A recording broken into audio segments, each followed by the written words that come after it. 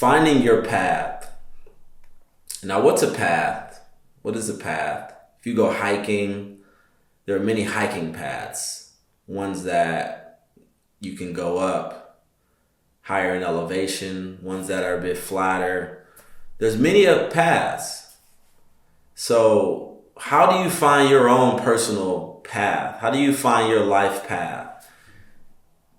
And I've come from studying history, studying the history of like kings, emperors, like Marcus Aurelius, studying Caesar, studying Jesus. He wasn't a king, but we look at him as a king. Studying people of our past, people of our present, studying these people, you start to see trends and you start to see behavioral trends. Those who gave more to people were celebrated more by people. Those who gave less didn't really get much.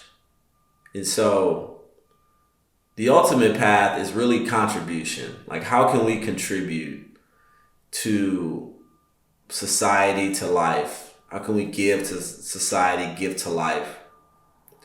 And that looks different to everyone. One person's way of giving could be volunteering. One person's way of giving could be to helping someone tell a story. One person's way of giving could be to show acts of kindness every day, to be positive every day. It looks different.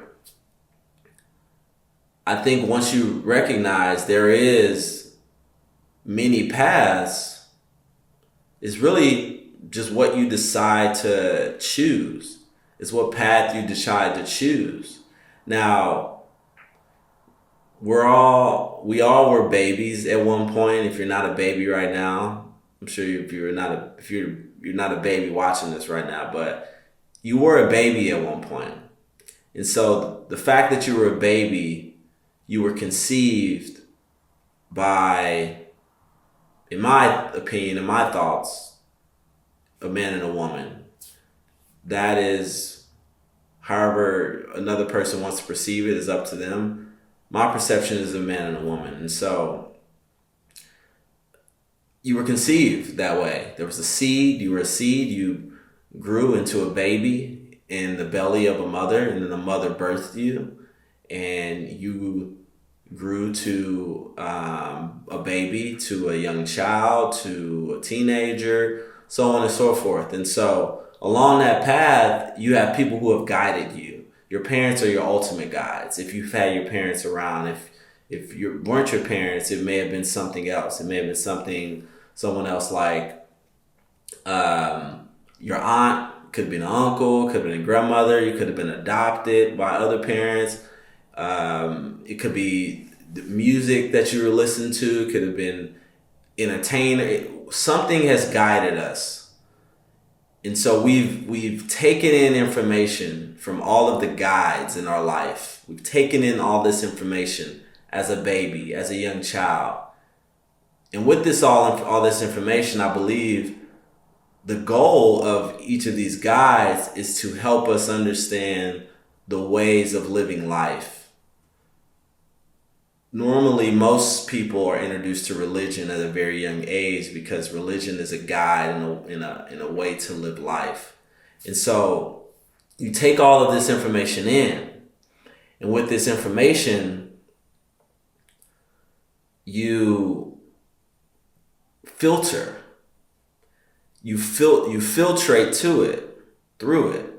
And as you're filtering through this information that you've received from a parent, that you've received from uncle, you're asking yourself, what is right? What is the right thing for me? What do I believe? What do I think? How should I act? How do I feel? When I hear that song, what does it make me want to do? When I watch this movie, how does it inspire me? When I walk down this street, what are the things that I see and I observe? You have all of these things because we as humans have these senses and we have these experiences that we can draw upon. And so from all that, you have to define what your path is. You have to define it. You decide. You actually are sitting by yourself, laying down before you go to sleep or when you wake up. That cycle of wake up, sleep, we're like the sun and the moon. We're deciding what it is our path is. We're trying to figure out what direction we want to go as humans. And so you figure that you choose a path. You choose a calling. You choose something that you feel called. And the calling is coming from the heavens and it's coming from the earth. Because it's coming from the source that gave us life, and it's coming from the guides that we are experiencing every single day in the flesh. And so we're like, wow, what do I do with my life? What do I want to do with my life? And as a child, in most cases, you're guided to do certain things that you may naturally, without even knowing, are drawn to. It could be football. It could be soccer. It could be badminton. It could be chess. But most of these people who are guiding you are people who have experienced childhood themselves, and they've been guided. And the ones before them have been guided. And so we're constantly going from the guided from the person who is being guided to the person doing the guiding. And as a human, you're like, well, is this the way I want to be guided? Is this the thing I want to do? Do I really want to be and do the things that I've been told I want to do? So you ask questions. In my experience, seeing two parents was always a beautiful thing. And living in a house with two parents was always a beautiful thing. But I didn't necessarily want to rush to that and be a parent and to live in that house of two parents raising kids. Didn't want to rush that. Not saying I didn't want that. Because I think naturally, as humans, we are attracted to the opposite of what we see and what we experience at a young age. Where there's opposite is an attraction to us. If you see a young boy who's only been raised by their mother, who hasn't had a strong male figure in their household, and so they've seen their mom maybe struggle through financially, maybe struggle with things, not having certain foods in the house, not having the lights maybe going out at certain times, there not being specific resources. And then when he gets outside that home, he sees other people have these resources. He wants those resources naturally. If you're a woman who maybe comes from not a environment, I can't speak for women, so I won't say that. But as a man, I think men crave the opposite. I think we crave at times what we didn't grow up around, what we didn't experience. And I definitely feel that way with black men, because for a long time I had an affinity for white women because I was around black men, black women, and black people for a large part of my youth until I went to high school. But even going to high school, I was bused to high school and I still was around black people. And so there's a draw to what you don't completely understand sometimes. But all in all, I think that I'm saying is the path. What is the path? Why is the path? There's people here who will speak about the path that you should take when they aren't you.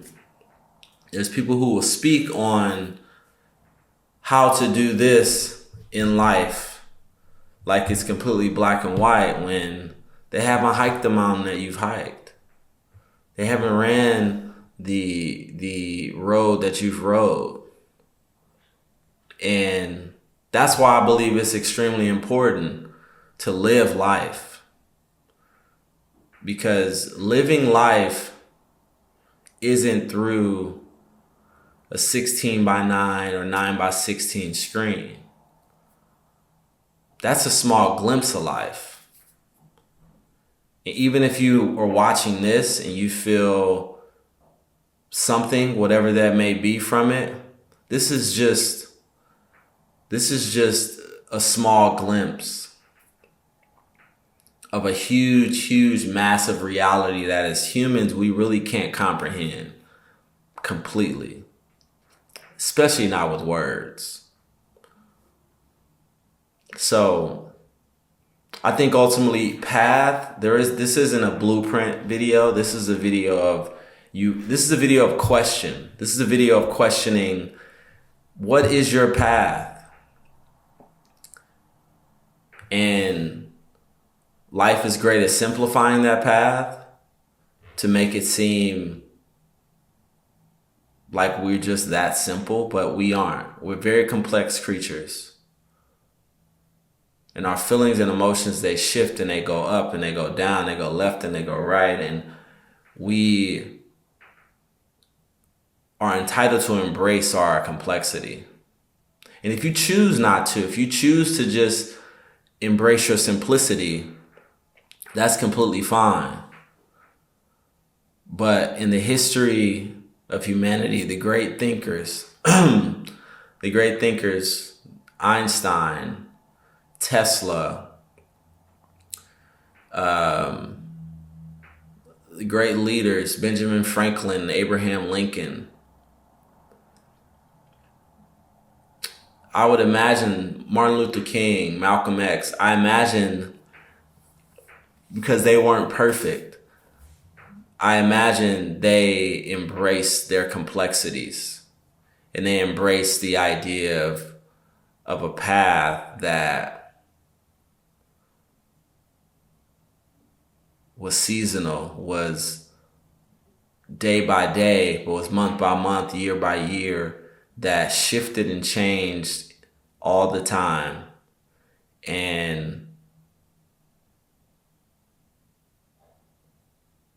that's the life, the opportunity of life that we have, is to decide and choose our path.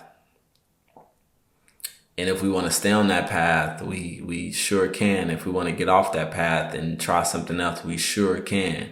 And that's completely okay.